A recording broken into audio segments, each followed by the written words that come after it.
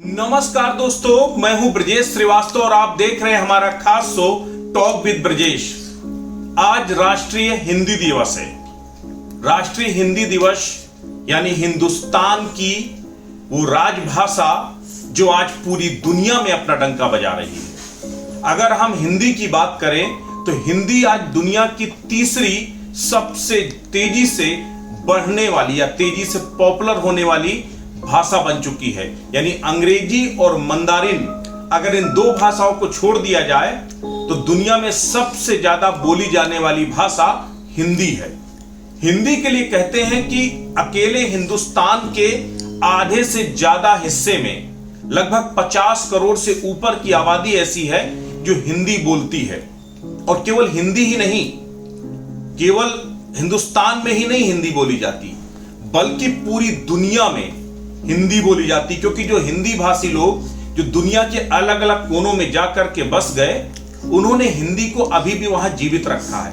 इसीलिए एक आंकड़े के मुताबिक 60 से 65 करोड़ लोग पूरी दुनिया में हिंदी बोलते हैं। अब सबसे बड़ी बात यह है कि हिंदी हिंदुस्तान की राजभाषा है, लेकिन आखिर कैसे पूरी दुनिया में आज हिंदी पॉपुलर हो रही है, तो उसमें हम आपको जिक्र करना चाहेंगे 3 ऐसी शख्सियत जिन्होंने हिंदी को पूरी दुनिया में पहुंचाने का या हिंदुस्तानियों का और हिंदी का डंका बजाने का काम किया। उसमें सबसे बड़ी शख्सियत थे अटल बिहारी वाजपेयी। 4 अक्टूबर 1977 को यूनाइटेड नेशंस में बतौर हिंदुस्तान के विदेश मंत्री अटल बिहारी वाजपेयी का एक भाषण अपने आप में ऐतिहासिक है। जब यूनाइटेड नेशन में विदेश मंत्री के तौर पर अटल बिहारी वाजपेयी बोलने के लिए खड़े हुए, तो यूं तो पहले उनको जो स्पीच लिख करके दी गई थी वो अंग्रेजी में थी, लेकिन उन्होंने फैसला किया कि नहीं, जब हिंदुस्तान की बात होगी तो हिंदी में होगी। और उस वक्त उन्होंने यूनाइटेड नेशंस में खड़े होकर के हिंदी में पूरा भाषण दिया। राष्ट्र संघ के लिए शुभकामनाओं का संदेश लाया हूं। महासभा के इस 32वें अधिवेशन के अवसर पर मैं राष्ट्र संघ में भारत की दृढ़ आस्था को पुनः व्यक्त करना चाहता हूं। अध्यक्ष महोदय, वसुधैव कुटुंबकम की परिकल्पना बहुत पुरानी है। भारत में सदा से हमारा इस धारणा में विश्वास रहा है कि सारा संसार एक परिवार है। अनेकानेक प्रयत्नों और कष्टों के बाद संयुक्त राष्ट्र के रूप में इस स्वप्न के अब साकार होने की संभावना है। उस हिंदी में अपने भाषण के दौरान उन्होंने हिंदुस्तान की वसुधैव कुटुंबकम की उस भावना को, उस अवधारणा को न सिर्फ चरितार्थ किया बल्कि मजबूती के साथ रखा।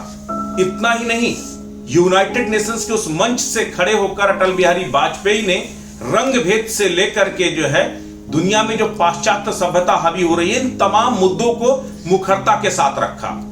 और जब अटल बिहारी वाजपेयी ने अपना वो भाषण खत्म किया तो यूनाइटेड नेशंस में पूरी दुनिया के जो भी नेता थे उन्होंने खड़े होकर के तालियां बजा करके इस्तकबाल किया था। वो दौर था 1977 में जो एक सशक्त हिंदी का हस्ताक्षर तत्कालीन विदेश मंत्री और बाद में प्रधानमंत्री बने अटल बिहारी वाजपेयी जी ने किया था, उसे आगे बढ़ाने का काम प्रधानमंत्री नरेंद्र मोदी और सुषमा स्वराज ने बखूबी किया। आपको याद होगा यूनाइटेड नेशंस का 75वां सत्र था जिसमें प्रधानमंत्री नरेंद्र मोदी यूनाइटेड नेशंस से बोलने के लिए खड़े हुए थे। उस वक्त प्रधानमंत्री नरेंद्र मोदी ने जब हिंदी में भाषण देना शुरू किया तो हर कोई मंत्रमुग्ध हो गया। प्रधानमंत्री नरेंद्र मोदी ने हिंदुस्तान की बात करी। उन्होंने उस वक्त कहा कि जब हम मजबूत थे तो हमने किसी को सताया नहीं, जब हम मजबूर थे तो हम किसी पर बोझ नहीं बने।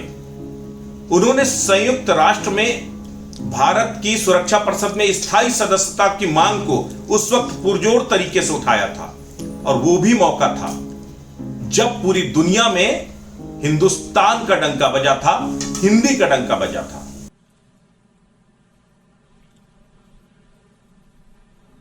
माननीय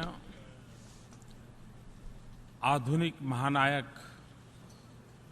महात्मा गांधी ने कहा था, that towering हम उस personality भावी of विश्व our के लिए times, भी Mahatma Gandhi, once said चिंता करें that we must care जिसे too हम नहीं for देख that पाएंगे। future world that when a catastrophic world तब इस war संगठन के ended, रूप में this एक नई आशा ने organization जन्म लिया था। represented the birth of a new आज हम hope.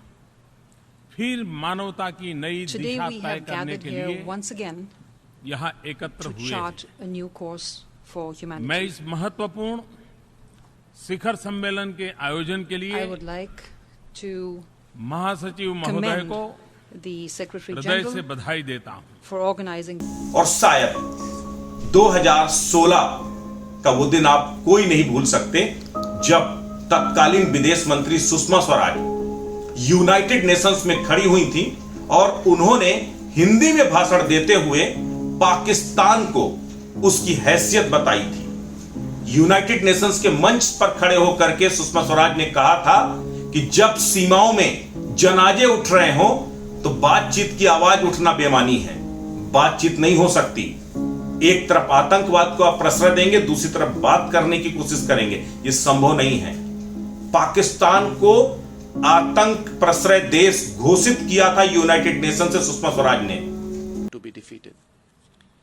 अध्यक्ष जी, यहाँ बैठे सब लोगों को पहले तो एक बार ये स्वीकारना होगा, यदि हम आतंकवाद से लड़ना चाहते हैं We must कि acknowledge that आतंकवाद terrorism मानवाधिकारों का सबसे बड़ा is उल्लंघन है। undoubtedly the biggest violation of human rights.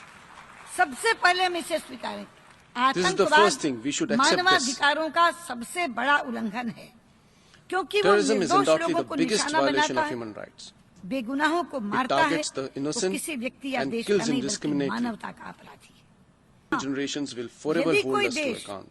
इस तरह And की yes, रणनीति में शामिल नहीं होना चाहता तो फिर हम उसे अलग थलग if कर any दें। nation refuses to join this अगर global कोई देश strategy, इस तरह की रणनीति then में we must शामिल नहीं होना isolate चाहता तो मेरी मांग and है if कि हम any उसे nation अलग थलग refuses कर to दें, join this global क्योंकि strategy, दुनिया में then ऐसे I देश demand, हैं then we जो must बोते भी isolate हैं it. तो आतंकवाद, उगाते भी हैं तो In our midst, आतंकवाद, there are nations बेचते that भी हैं तो still speak the आतंकवाद language of और terrorism, निर्यात भी that करते nurture हैं it, तो आतंकवाद। peddle it and export it. आतंकवादियों को पालना कुछ देशों का शौक बन To गया। shelter terrorists has become the calling card ऐसे of शौकीन these देशों की nations. पहचान करके उनकी जवाबदेही सुनिश्चित की जानी चाहिए। We must identify और these ऐसे nations देशों को भी and hold चिन्हित them to करना account. चाहिए जहां संयुक्त राष्ट्र द्वारा प्रतिबंधित आतंकवादी These nations in which UN designated terrorists ये तीन राजनीतिक जगत की तीन शख्सियत ऐसी थी जिन्होंने न सिर्फ हिंदी को पूरी दुनिया में स्थापित किया, हिंदी का डंका पूरी दुनिया में बजाया, बल्कि हिंदुस्तान की आन बान और शान को भी पूरी दुनिया में स्थापित किया। लेकिन सबसे बड़ी बात यह है कि अंग्रेजी और अंग्रेजियत के बीच में हिंदी कहीं दब ना जाए, इसकी कोशिश हर एक हिंदुस्तानी को करनी होगी।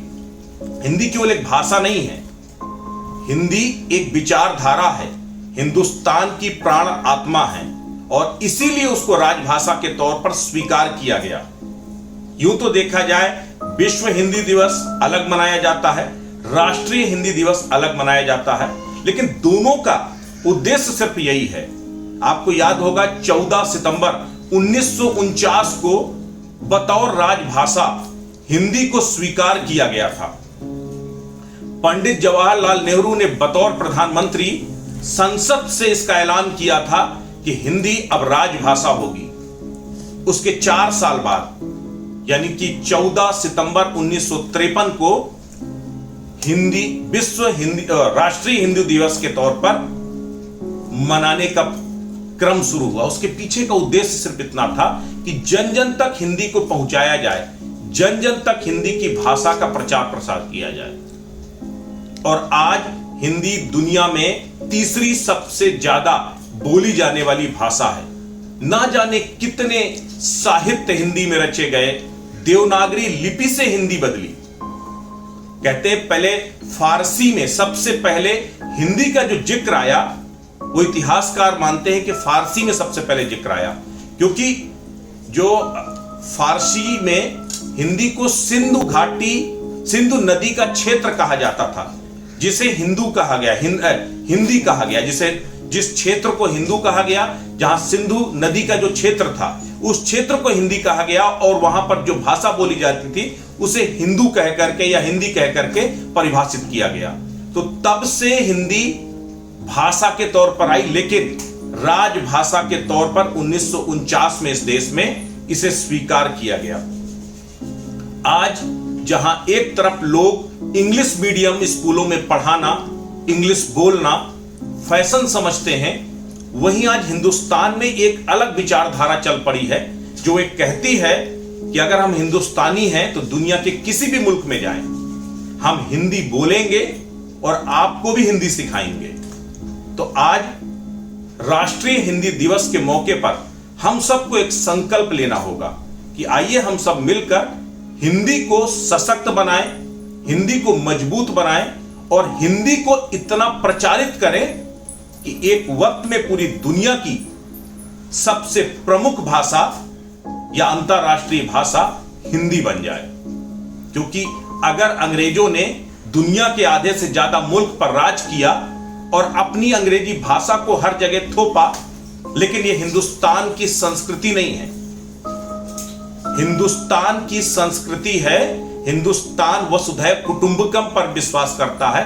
हमने अपनी संस्कृति को, हमने अपनी जो सभ्यता है, जो हमारी अपनी रवायत है, हमने उसको पूरी दुनिया में लेकर के गए हैं। और अब हिंदी को भी इसी तरीके से हिंदुस्तान के कोने कोने से दुनिया के अलग अलग मुल्कों में पहुंचकर हिंदी को प्रचारित और प्रसारित कर रहे हैं। ऐसे में हिंदुस्तान में रहने वाले हिंदुस्तानियों को तो कम से कम फख्र से कहना चाहिए कि हम हिंदुस्तान में रहते हैं, हिंदी बोलते हैं और हिंदी हमारी राजभाषा है। तो हिंदी दिवस की एक बार फिर सबको बहुत बहुत बधाई।